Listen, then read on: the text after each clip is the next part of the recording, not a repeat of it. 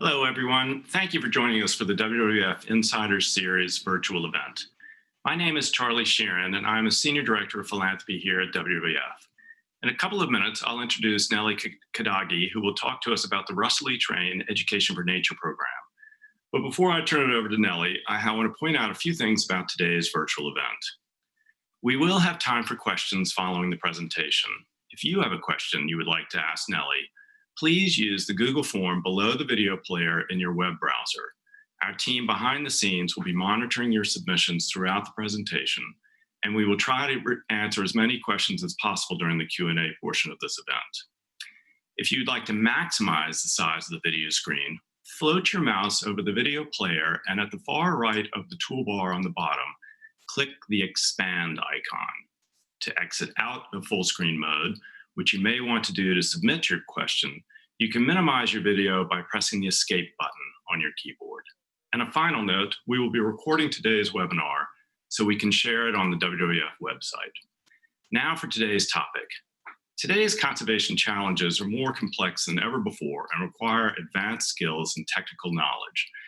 That's why for 26 years, the Russell E. Train Education for Nature program, or EFN, has been providing financial support to conservationists in Africa, Asia, and Latin America to gain the skills and knowledge they need to address conservation challenges in their home countries. The program was started in 1994 to honor WWF founder and longtime leader Russell E. Train, who believed the most important thing we can do for conservation worldwide is to invest in the training of men and women to manage their own natural resources. To date, the program has invested more than $22 million to support over 2,700 individuals and organizations in 57 countries worldwide. These individuals and organizations play a key role in not only protecting species and habitat, but also leading research, communicating science, changing policy, and mentoring the next generation of conservationists in their countries. Today, we have the pleasure of hearing from Dr. Nelly Kadagi, who is the new director of EFN. Originally from Kenya, Nelly brings a wealth of expertise to WWF. Nelly believes in building strong partnerships between communities and the public and private sectors to ensure conservation leaders have access to the education, support, and resources needed to address global environmental challenges. Prior to joining WWF, Nelly worked as a postdoctoral research fellow focused on fisheries and served as the director of research for the African Billfish Foundation in Kenya. Today, Nelly leads WWF's EFN program and also happens to be an EFN alumna herself. She received a Russell E. Train Fellowship in 2015 that supported her PhD studies while at the University of Florida. She is also a Schlumberger Faculty for the Future Fellow, a New England Aquarium Marine Conservation and Action Fund Fellow, and a recipient of the Conservation Leadership Program Award. This program is near and dear to my heart, as I had the great privilege of working alongside Russ Train for many years raising support for EFN. And I know he'd be very happy that an EFN alumna now leads the program as we start its 26th year. So Nelly, welcome to WWF, and I now turn it over to you. Thanks, Sharon, for that brilliant introduction. And thanks everyone for tuning in into this Insiders series on the next generation of conservation leaders. I'm delighted to spend these few minutes to talk about a piece of work that has continued to inspire me over the years, drawing from my own personal experiences and looking at it through the lens of the Education for Nature program. Picking up from Charlie's remarks, the Education for Nature program aims to support the development of conservation leadership and science capacity in the global South. And therefore, for the last 26 years, EFN has successfully worked with local leaders and institutions to support the development of capacity in terms of education, research, and professional development. And to date, we are happy to successfully note that we have contributed to developing and supporting over 2,100 individuals and over 600 institutions, upholding the EFN's mission of putting ownership in the hands of local people and communities, and also accelerating conservation outcomes. And it's for this reason that makes us think about ways that we can critically continue to contribute to the development of current leaders and also the next generation of leaders, which is critical when we think about our world's biodiversity. So away from the numbers, it takes me to this part that I would like to admit is the hardest part, because I get to talk about myself. And that's usually hard because you have to tell your story. But when I look back at the trajectory of EFN and my own experiences, it makes me think about how it's important to amplify this work in not only contributing to bringing up individuals, but also doing that multiplier effect so that we can continue to develop and fuel that pipeline. In 2015, EFN awarded me a grant to start my PhD at the University of Florida, a long distance dream, so that I could gain credibility to do research and continue to uplift the voices of communities in the Indian Ocean region. Starting my PhD gave me an opportunity to become a fisherwoman. But when I talk about my story as a fisherwoman, it takes me back to my need to be able to bring voices of fishy communities, voices of those communities that were unheard of, especially when we think about declining fisheries. And so through my PhD work, I was able to engage these communities, engage management, engage diversity in terms of like stakeholders, and be in a position to fuel dialogue on what we can do to conserve billfish and other large pelagic fish species that I was interested in. But I realized that that wasn't enough. And I couldn't be the only person that would be speaking about billfish conservation.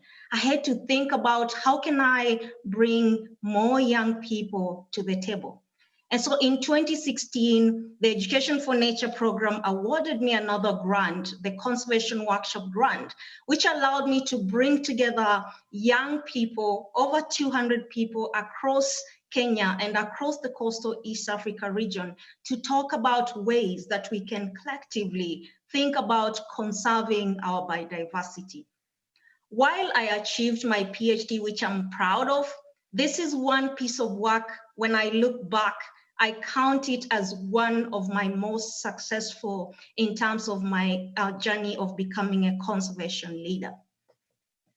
But I'll still tell you, it's still not enough, because just bringing young people doesn't finish the equation. And so I realized that I needed to engage policymakers, I needed to engage other leaders, I needed to engage a more diversity in terms of people that can come to the table in terms of thinking, how can we adapt to the growing need for conservation leadership and science capacity? And how can we find resources that are already limited to continue pushing for this work? And so I found myself sitting in rooms and talking to people. And what a better way to challenge myself and come to the table and be on the forefront of leading this work. And now I'm here as the director of the Conservation Leadership Initiative and Education for Nature program. And I am excited to see how this work will go. When I look at this work, I like to remind people, or when I talk about my journey, I like to say that I'm not the only one. My story is not unique. And I welcome you to travel with me and imagine the journey of the Education for Nature program through those 2,100 individuals that are working out there to solve the world's most critical issues and doing amazing work. And this is just the tip of the iceberg. And I can tell you that every time I've had the privilege of talking to each one of those individuals when we meet, it's inspiring to think of how much one program can lead to that multiplier effect. And so in this moment, allow me to travel with you to Uganda, where there is Gladys Kalema. Gladys Kalema is one of Africa's sung heroes. Gladys co-founded a nonprofit organization called Conservation Through Public Health, which works at the intersection of human wildlife, human and wildlife issues with a focus on gorillas. And Gladys' work currently has become very important when we think about the pandemic and issues to do with zoonotic disease transmission. Over the last couple months and weeks, Gladys has sat on many forums and sessions to talk about ways that we can still coexist with wildlife and also think about how humans can be protected from things like zoonotic diseases. One thing about Gladys that inspires me is that she has not only focused on her work, but she's been able to bring science communication, community engagement, and also capacity development at the center of her work. Travel with me to the Solomon Island, where I get the privilege to highlight Henry Kadagi. Henry Kadagi was one of our first Education for Nature fellow that we supported from the Solomon Island.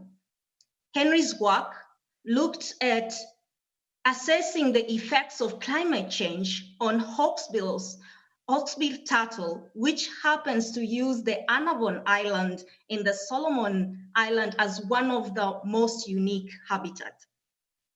You know, one special thing about Henry, which makes me really adore his work and what he's been able to contribute, is that in 2017, he was able to work with his community as the coordinator of the Annabon Community Marine Area Protected Network to bring the country to listening to what was happening in the Annabon Island and make it to the platform of declaring the Annabon Island as the first nationally protected area. And this reminds me that Henry's unique story is what we continue to see as the impact that supporting our Education for Nature fellows are able to do in their various countries. And when I think about it off the top of my head, I can mention others that have worked really hard to see that these endangered species or threatened areas are able to be brought to the table in terms of protecting them at national and also regional level. Last but not least, I travel with you to Brazil. I think you don't get tired on this journey. It's Asia, Africa, Brazil. Now, I travel with you to Brazil, where I highlight Susana Padua. Susana co-founded the Institute of Ecological Research. But one thing about Susana is that we supported her in 2000, in the year 2000, mark that, to begin her PhD. That's 20 years ago. Now, looking at Susana's 20 years journey, Susana has been able to support, mentor 40 graduate students who've gone ahead and continued to work in conserving Brazilian biodiversity. But one interesting and unique feature about Susana, it's her passion for developing conservation leaders in terms of education and research. And so Susana went ahead and started ISIPE, which is the Environmental School of Sustainability, where she has continued to mentor over 150 leaders and provided courses, trained over 5,000 individuals that continue to work on Brazilians' diversity and also across Latin America. When I look at Susana's journey, it reminds me again of the multiplier effect that the Education for Nature program has. We support one individual, but what we've been able to see, it's the passion that each one of these individuals brings to the table so that they can continue to support their communities. And that is something that inspires me to say that we have a duty to continue supporting the next generation of conservation leaders. Now, I'm 2.5 months old on this journey, on this new job. And one of the hardest questions I keep getting is, Nelly, what do you bring to the table? I say it's hard because when I look at this program, it has achieved amazing results. Amazing results in terms of individuals, as I have said, amazing results in terms of institutions. But I always like to say that when you're presented with a challenge, there's always room to do more. And so looking ahead, I'm excited to be joining a team that is passionate, a team that's looking forward to doing more. And so together with our EFN alumni network, which is so rich with information and experience, the WWF leadership and supporters, I'm looking forward to seeing ways that we can scale up conservation capacity development. Capacity development in terms of supporting our EFN alumni network that's out there, because you've seen when you support one individual, you end up supporting many more people that we cannot count when we receive that one application of somebody requesting for funding. The second thing I would like to do is work on gaining buy-in from multi-sectors. When I think about multi-sector in these times of the pandemic, one sector that comes on board is the health sector, the policy sector, and the food sector. How can we bring all these people on board so that we can together contribute to developing the next generation of conservation leaders?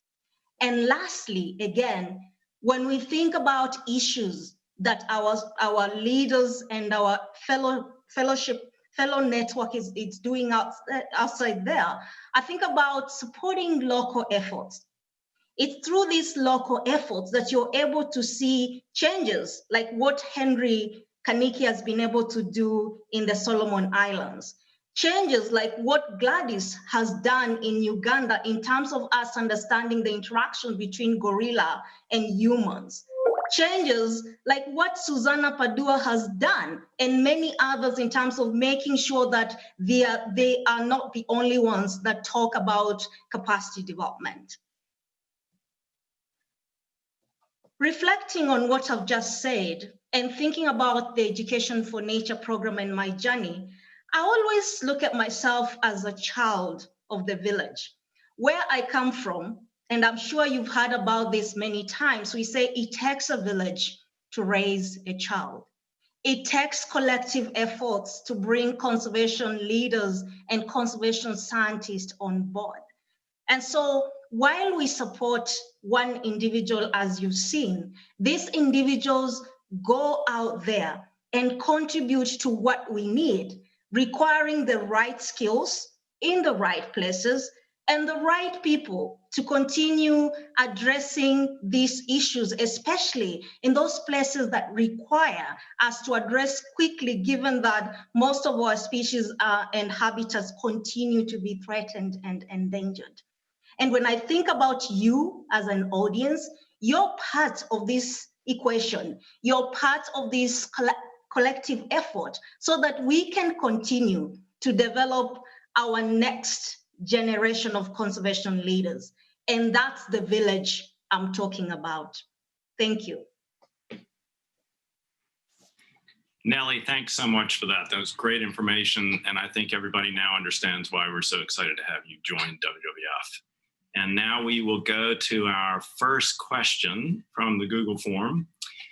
This question's from Julie. How has the COVID-19 impacted your fellows and the research they are conducting? That's a good question. Thank you, Julie. It has impacted them a lot. So first of all, I'll think about it in terms of the applicants that we received a few months ago that are coming on as new fellows. They had to communicate to us about how they are going to change their research trajectory. And that's one thing that I would like to say about our EFN program. We are very flexible because we get this privilege to work with local leaders that understand their environment and are able to tell us or communicate with us what's going on. So we've been very flexible. The other thing is we are seeing a lot more trainings happening online. And so over the last few months, we've had to work really hard to make sure that we are inclusive in terms of ensuring that applicants that are coming to us to request for funding support can also be in a position to get training through virtual and also online courses. So we've had to do a lot of adjustment and make sure that we are supporting them because COVID has impacted them a lot. And the last thing I'm thinking about is for our fellows that do research in places, many countries have put travel restriction.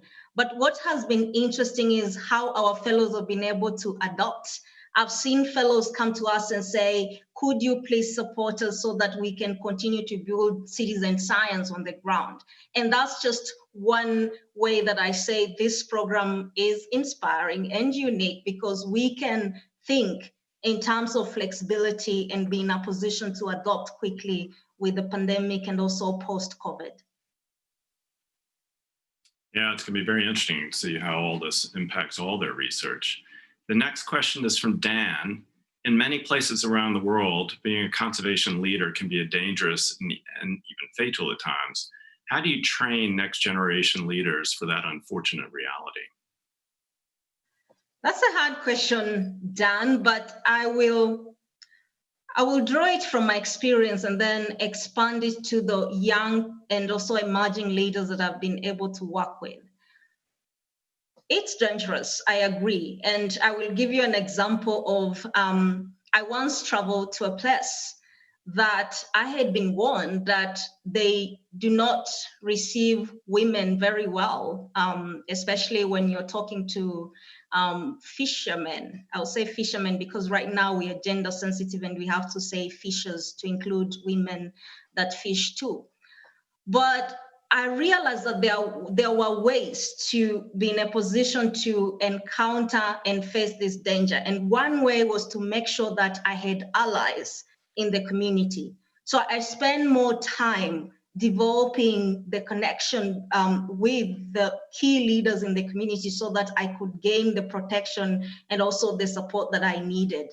And when we train, in my experience, when I train emerging leaders, I don't hide from telling them that it's going to be dangerous. But at the same time, we have to work in terms of like engaging those communities so that they can allow us to have that allyship and also support to go ahead. And so it's a reality we face, but I can tell you that our fellows work hard to make sure that we can get the buy-in I talked about from communities. And always you will find someone that provides that support. That's great. The next question is from Stephanie. What's your biggest hope for the future of this program? Ooh, Stephanie, that's a big question. My biggest hope, I've said this program has been there for 26 years. My biggest hope is to see it continue to do remarkable work that it's done. My biggest hope is to see it gain the support it needs within the WWF network and also outside. My biggest hope is that the Education for Nature program is not the only program that supports conservation leaders. So I have this big hope that can be packaged in very many ways. But one thing I would like to say that we are facing hard times. And conservation has to be on the forefront of making sure that we can find solutions for our biodiversity. And so for a program like EFN, you would hope that it gets the support it needs so that we can continue to see more young people and leaders come on board. You talked a little bit about this during your presentation about the alumni network. It is a very large network, and David asked, how do you stay engaged with the alumni around the world? So I will speak pre-COVID and now in the COVID times. So pre-COVID, we managed to bring together our alumni through various events, for instance, conferences, alumni engagement, organize teams, and also making sure that we can get in touch with them online. We have a lot of presence on social media through LinkedIn, through Facebook, and other platforms that we can reach out to, because we are talking about people spread out in Latin America, Asia, Africa. And so we have to keep evolving. We have to keep thinking about ways that we can be in touch, stay in communication, and make sure that we are responding to questions and also needs. In the COVID times, we've had to also change a little bit, and that's in terms of making sure that we can have one-on-one meetings. Like this morning, we just had one of our many interviews with new fellows that are coming on board. So it's always that ability to be flexible and adapt to what comes. But I can say it's also hard, given that we are talking about over 2,100 individuals and over 600 institutions. So it's challenging, but we keep trying. That's great. Got another here from Carla. What's your message to early career scientists on how to make their science matter?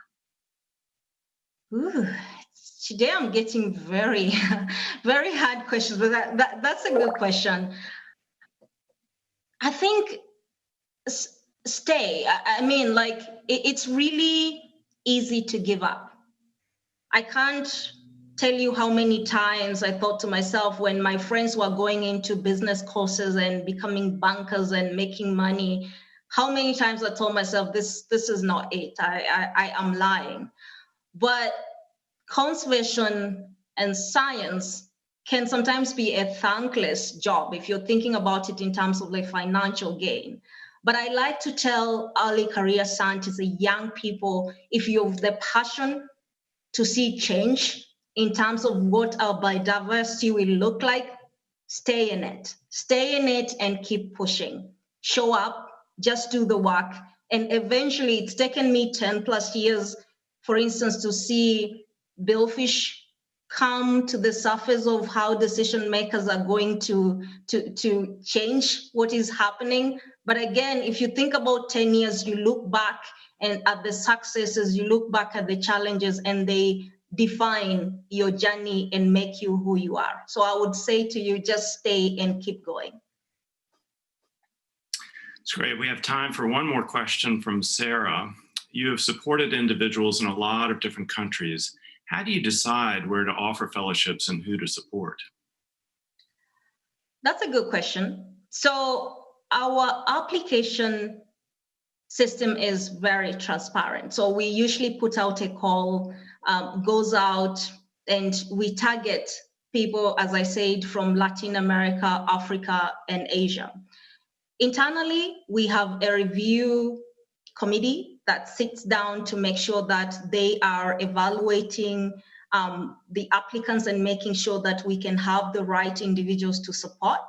Externally, to make sure that we are more diverse, we are inclusive, and we are also making sure that we reach out to individuals that normally would not get this opportunity. We work with our WWF offices in the various countries. We work with our EFN alumni network that is also very good at ensuring that we can get the right people be supported. And so it's a whole sort of like collection of people that support us to make sure that we can reach out to different countries. We can balance in terms of the people we are selecting, and we can also address supporting issues that are critical in the various regions.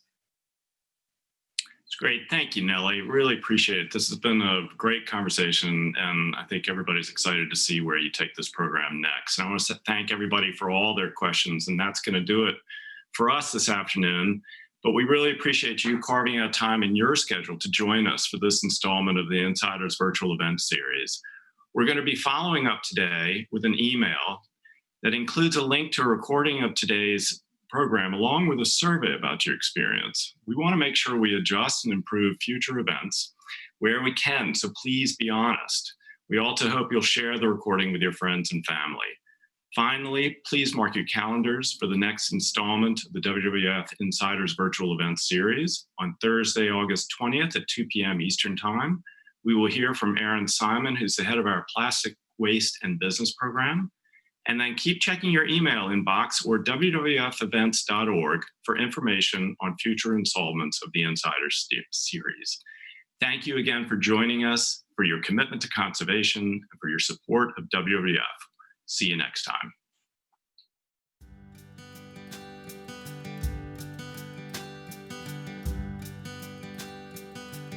Your passion and generosity are helping build a more resilient future for nature and people. And while we are all staying home and staying safe, your commitment is still helping to make conservation progress happen all over the world. From the U.S. Northern Great Plains to the Arctic, from the Eastern Himalayas to the savannas of Africa. Your commitment fuels work that safeguards local communities, iconic wildlife, and vast land and waterscapes. Together, we're developing innovative solutions to ensure the health of our planet. Your support is helping to take us to a whole new level in our work. Support that people like you have provided has achieved so much. Thank you for your generous support. Thank you so much for your support. Thank you for your support. We can't do the work that we do alone. We're doing all of this great work at WWF. We have all of these amazing supporters out there. And it is really nice to be able to connect with the people that enable us to do this work.